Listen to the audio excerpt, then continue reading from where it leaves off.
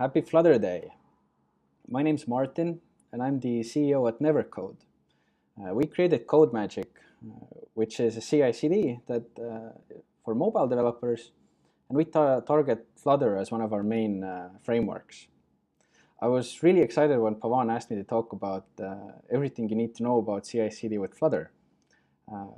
One disclaimer, though, is that when it comes to continuous integration and delivery with Flutter, it's not that much different from other platforms. But during the talk, I'll share some of the things that our users have found helpful that you may find useful as well. In the beginning, I thought I'd talk about what it was like to build a continuous integration and delivery service with Flutter in mind, and then share some practical tips as well that you may find useful. I hope you enjoy it. When it comes to continuous integration and delivery, the CI/CD abbreviation, it's kind of thrown around these days, almost like a buzzword. It reminds me a bit of data science. Everybody's talking about it. There's lots of opinions lying around. You've probably read a Medium article, perhaps, and discovered that everything you're doing is wrong, and you should rethink everything, start from scratch. It may be the case that you are doing something wrong, but not necessarily. Continuous integration and delivery, at the end of the day, what it's supposed to do is give you feedback on your development practice, so you can catch errors before reaching production. And different teams have different needs, so different means can service specific use cases differently. There's no single uniform answer. Continuous distribution, or CD, on top of it is another cycle that's related to getting the binary and actually automating the delivery process to your testers, team members, or users. And with web, you're generally shipping to or distributing to some server, and users get always the latest version of the product. But when it comes to mobile, there's currently a limit, because you're shipping to the App Store, first of all, which has the review process, and secondly, the users have to manually install the latest version of the application. It may be that this changes in the future. We're definitely looking forward to it. A bit about us. At Nevercode, we used to be a mobile development agency, and we were creating mobile apps for our clients. Back in the day, Hudson was the industry standard for continuous integration or some CI automation. And it did its job. It was nice. It was a good start. Mostly devastating to use, but things got better. And iOS at the time didn't have any CI that we were using because it was very costly to maintain and set it up. So what happened? We started to build our own, and that's how we were born. And we started selling it to our clients. We liked it, so we kept at it. And this is what Hudson looked like. And I think 2005 kind of marks the beginning of this modern CI automation era. Hudson at the time did what you would expect it to do. Some basic stuff. You can run your build steps. You can set up hooks or other type of triggers. It worked with Git. It worked with other version control systems like CVS or Subversion. Pretty basic stuff. There was some upgrade in 2011 when Hudson received a rebranding and Jenkins was born, which was originally a fork of Hudson, but then started living its own life. And Jenkins is still very much alive. It's one of the most popular CI tools out there. And it's one of the most capable CI tools out there as well. And I can't imagine a task that you can't do with Jenkins. But as with everything, with great power comes great responsibility to keep the beast alive. And back in the day, about 10 years ago actually, everybody used to have these servers to power the platform, and maybe this not so nice user interface. What changed was in 2011 and 2012 when Travis started to gain popularity, which is a really good CI tool from Germany. And what happened was, boom, we suddenly had the cloud. And another thing that changed was that Travis took this complicated bash scripts that you used in Jenkins and Hudson and kind of composite them together into this readable, manageable YAML configuration. And it worked really well. If you run tests, you were building backend, it worked really nice. But it still wasn't designed for mobile. And this is what we wanted to focus on, is to make this CI/CD for mobile as smooth as possible. It should work seamlessly, no configuration, but if you need to configure something, then you should have the ability to. When you're building CI products, then you think about your users and you start forming these groups. We have hobbyists, freelancers, teams. And when you think about a software engineer, then funny thing about software engineers is that we also like to build in our free time. And our work is sometimes also our hobby. So the users, even though you may be a hobby developer, the needs that you have may not be that different from large teams. Because as a hobby developer, you have the time and care to make your project the way you want to make it. You may have a lot of tests. You may have everything shipping configured to your friends, or you may have really cool automation set up that teams are drooling over. And CI has to cover everything. So what to think about when you consider this CI/CD cycle? Maybe one person is focusing on testing. Maybe another person is focusing on triggers. It really depends. There's no single answer. But you do have some kind of expectations from these CI tools.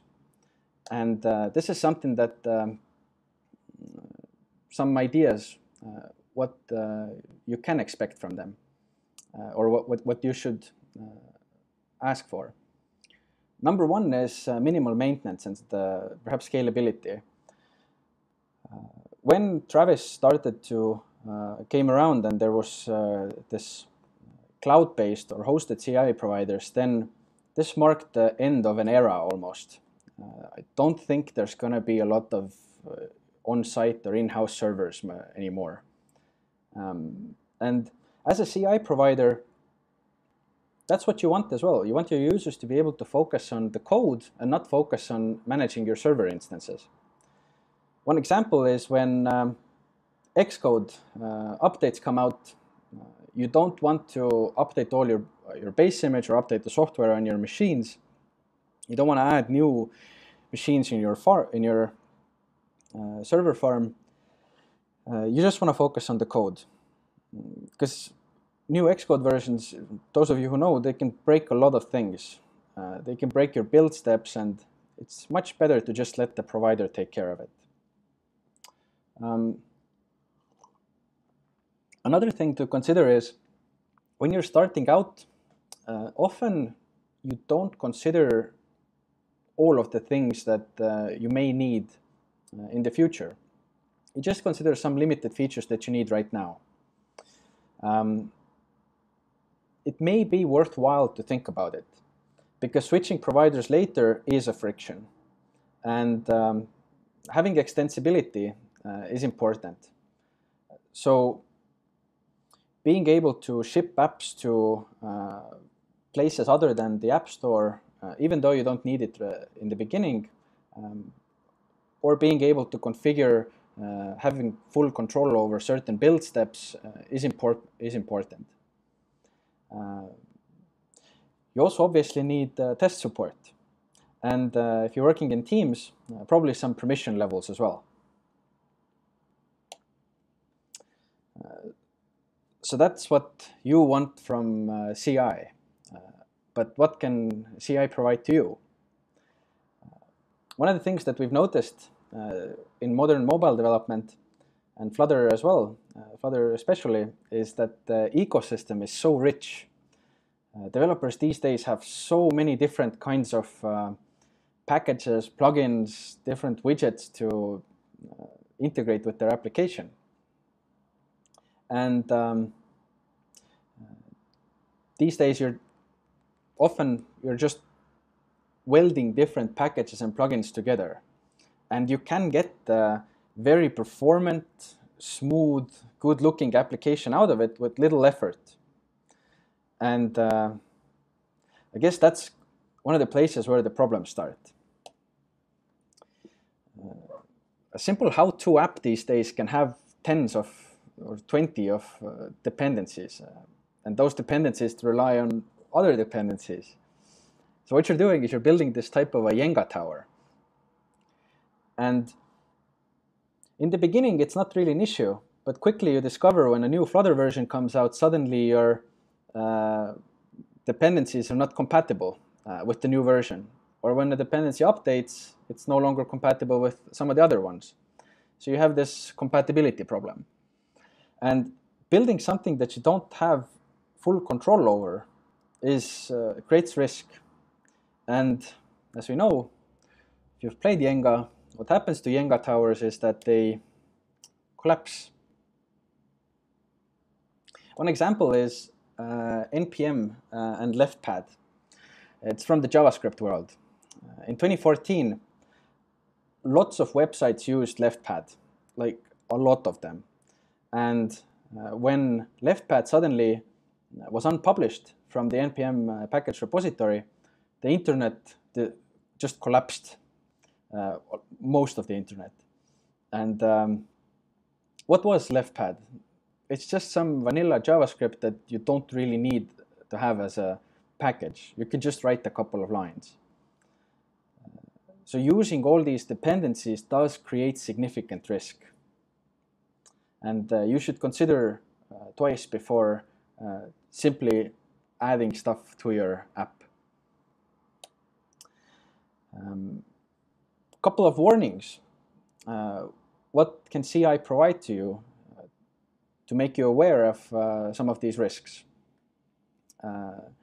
If you have a good CI setup, you can often discover those risks before or rather quickly and before reaching production. And they're measurable. Some of the things that scream out is, for example, when your build times start to increase significantly. Even though they pass, it's a good idea to actually check out why they're increasing. And this is a warning for you. Another thing about Flutter is that Flutter is fast, it's performant, and it has small binary sizes. If your binary sizes start to grow, it's another alarm. It's a good cause to investigate further and find out what's the reason for it. Logs are your friends, and you should read them. You should read them carefully. And don't just read the logs of failed builds. You should also read logs of successful builds. Flutter has quite good logs, and it gives you hints on how to fix. Had to take a quick break. Flutter has really good logs, and it does contain useful information on how to fix certain warnings or errors. And logs are your true source of information. You can always trust them. Second thing to do is writing tests, especially if you're working with a single application. This is a sample of or an example of one of our clients at Nevercode. This is Toyota. One of their test suites has over 3,000 tests in them. And having this good test coverage gives you actionable feedback. If something is breaking, you can immediately understand where and you can take action on it to start fixing it. It is an investment to write tests, but they do start to pay off. And I'll give you many examples down this presentation on why testing is good. Not just for taking feedback, but for other parts as well. If you don't have 3,000 tests, that's completely okay. Write just the basic ones to test the basic business logic of your application. Some of you may be from an agency and you have application request coming in and the app gets shipped out in 2 months and you may not have enough time to write tests. CI is still really useful. This is an example of the number of active projects. One of our friends from a development agency in Tartu, Estonia, what they have. They have about 200 active projects. Imagine you have a client you built an app for in 2 months, and 6 months later they come back and they ask maybe to change some functionality, add some new features. And having a robust CI/CD pipeline in place, you can start where you left off. And you can just hit off a new build, you can look at the history, read the logs, run the tests, and it's significant amount of automation. A couple of other things that we found is helpful is, or our clients have told us, when they have new members joining the team, if you have a readable, understandable CI setup, it makes onboarding new members much easier. Of course, it's important to understand that if you have those apps and those products, you also have to ship them to your clients, testers, or members of the team to run them, to try them out. And not just the binaries, but test results as well. It's important to communicate. And although the App Store and Google Play Store are the final places where we want to ship the apps, there are many intermediate steps, like with testers, like with your teammates, with the product owners. And CI should be able to integrate or distribute apps to places that are not just the App Store or Play Store. However, it is important to persist the artifacts and persist the data. Imagine you have built an app and you get a bug in production, or there's a crash. And the user whose phone the crash happened was not using the latest version of your app, but was using a previous one. And we know that in production, apps are obfuscated, and you can't really make sense of the traceback, or the stack traces. And when you think about shipping, then it's a one-way street, and it's not enough to just ship the application in one direction. You should keep good history of versions and match them with either a Git tag or a commit, and have links to deobfuscation symbols or ProGuard maps to make sense of the crashes and the tracebacks or the stack traces. And this is where the deobfuscation symbols come useful, and keeping all the artifacts is a good idea. Another thing that continuous distribution has to handle, Flutter developers probably know this, and you have your own experiences, it's code signing. With Android, it's a bit easier. You have you have a key store, maybe aliases, some passwords, it's static stuff. You keep it somewhere safe and secure, and it works. With iOS, suddenly it becomes a bit more difficult. Provisioning profiles expire, your team member gets a new iPhone, and suddenly the binary doesn't work on their device anymore. So what do? When you're using a local kind of code signing management or provisioning profile management, then use the ones that Xcode provides, the Xcode managed versions. Those are fine. When you're using or considering a CI provider, it's a good idea if they have a connection between the provider and the Apple Developer Portal to automate as much as possible when it comes to code signing, shipping, and managing the profiles. If the provider doesn't have a good or direct Apple Developer Portal integration, then there are tools to help you. Fastlane Match is a really good one. Another good one is, actually we're starting to open source a lot of our CLI tools. So you can use them to fetch, create, revoke, update your provisioning profiles, and handle the code signing.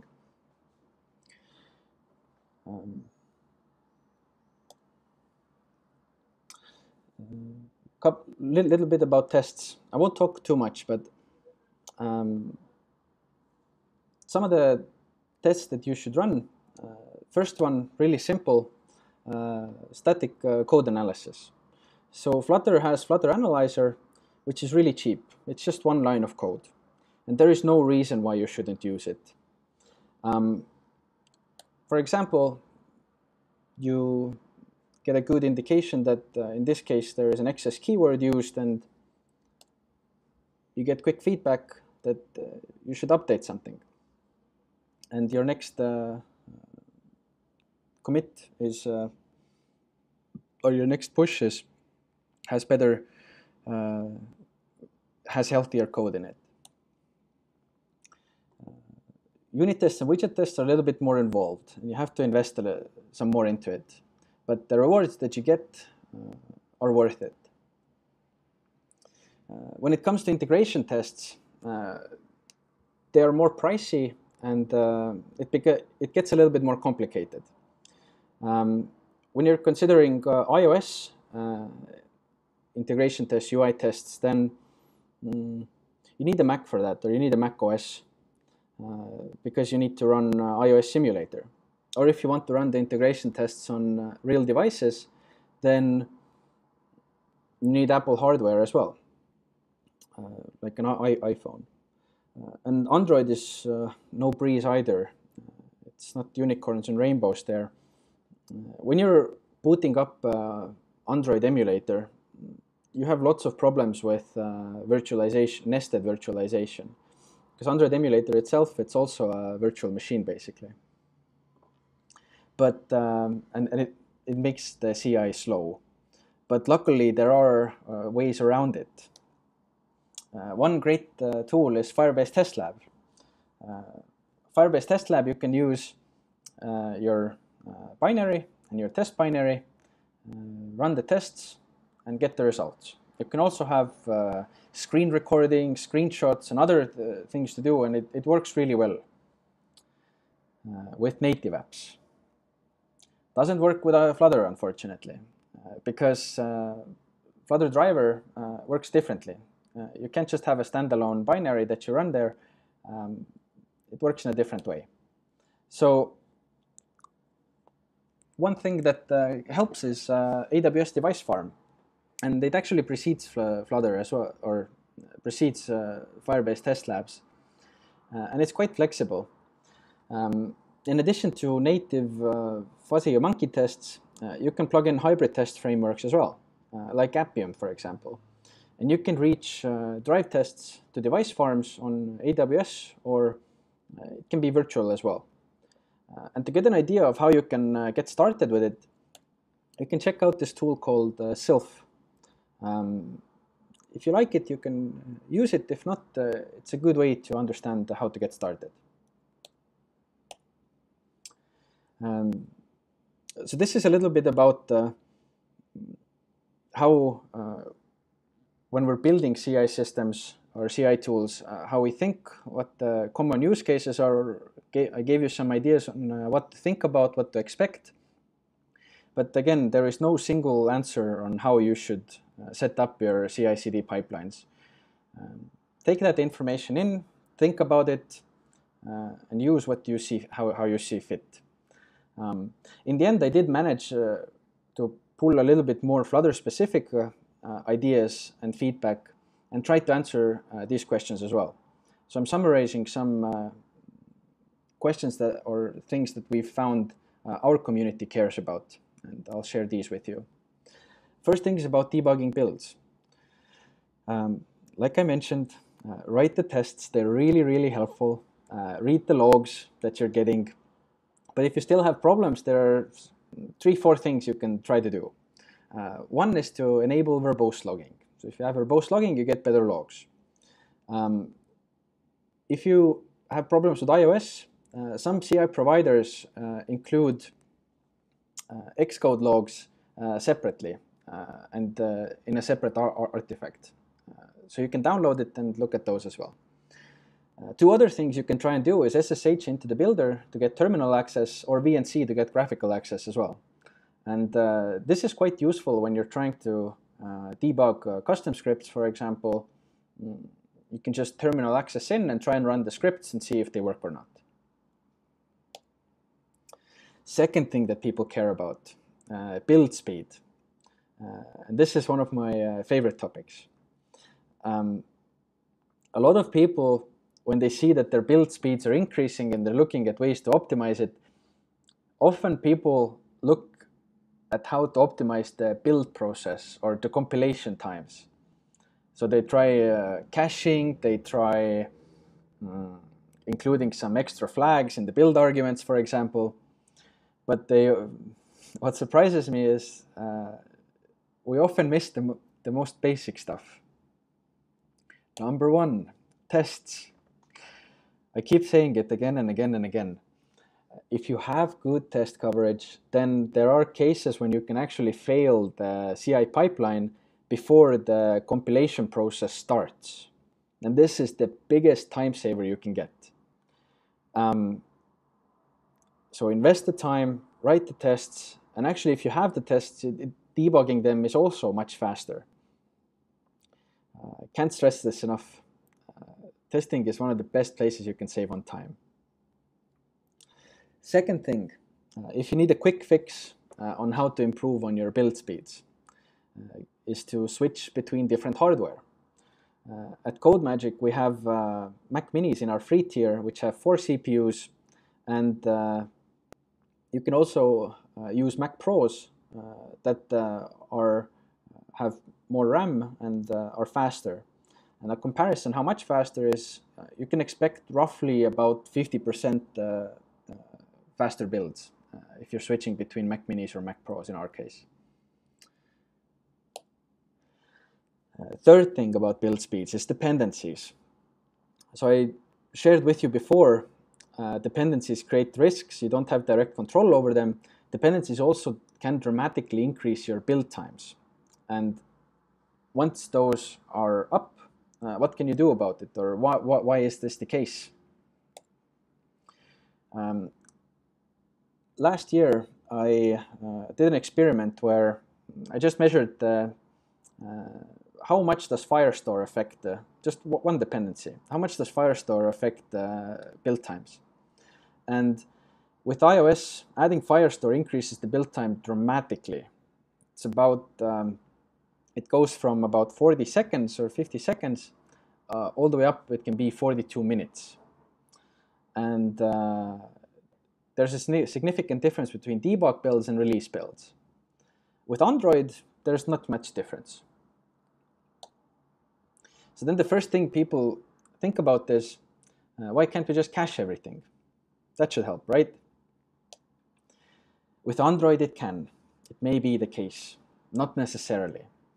And that's because when you're building with Android, what happens is you have this project, you run the Flutter build commands, Gradle takes over, and what Gradle does when it's compiling your binaries is that it takes pre-compiled dependencies as jars or AARs or native components and links it to your app, no more, no less. When it comes to iOS, it's very different.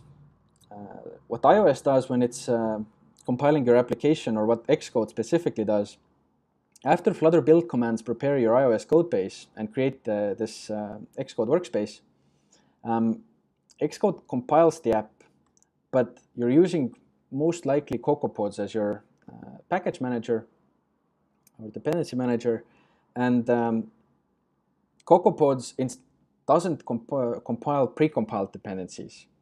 Wow, it's a tongue twister. What CocoaPods does is it gets the source code and compiles it from source, whereas in Android you're getting the pre-compiled dependencies and working with those.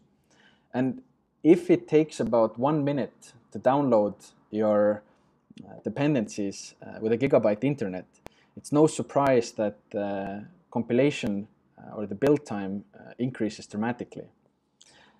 What happens with creating the release version of your app? Xcode, unfortunately, or it's just how it's built, when you run archive on the Xcode workspace, which is necessary to create an IPA file, then it forgets all the pre-existing cache that you have available, even if you use derived data. And it compiles the app from source again, so you have to compile it twice, basically. When you're considering Android, it may be the case that you get faster build speeds if you use cache, but consider this. You have to create the cache after every job in your CI. You have to upload the cache, and in the beginning you have to download the cache as well. And in most cases it may help, in some cases it may not. In other cases, where it definitely can be helpful is if you're using large graphical assets, for example. Then caching may be useful. But in other cases, consider also this, that if you're caching a certain dependency and it gets updated, you may not notice that there is a breaking change occurring and you have this false positive from your CI. When we talked about Firestore, then Dominic actually made a post in the Firestore, the repository, and it was under an issue related to the compilation times. It's a known issue that Firestore compiles slowly, and the great news is that Google's working on it. And recently they made some improvements. And what you can see here is that after they made performance improvements, the build times dropped by a half, which is really, really nice. And Dominic ran some tests as well, where he compared whether caching helps, and there is no significant difference. Actually, in most cases, the caching actually increases the build time rather than decreases. And that's because of the creating and uploading part that you have to do.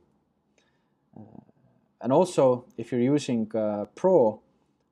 Mac Pros, then they significantly reduce the build time. One thing that I did was, I wasn't sure whether to post this in this talk or not, was I compared different CI providers and their free tiers in their performance. And this is just to show you the results. I used Sysbench to benchmark the events per second to understand the performance of different CI providers, and these were the results. So the main difference is that at Codemagic we have 4 virtual CPUs in our free tier, whereas with Bitrise, Circle, and GitHub Actions, the free tier has 2 virtual CPUs. So if you were building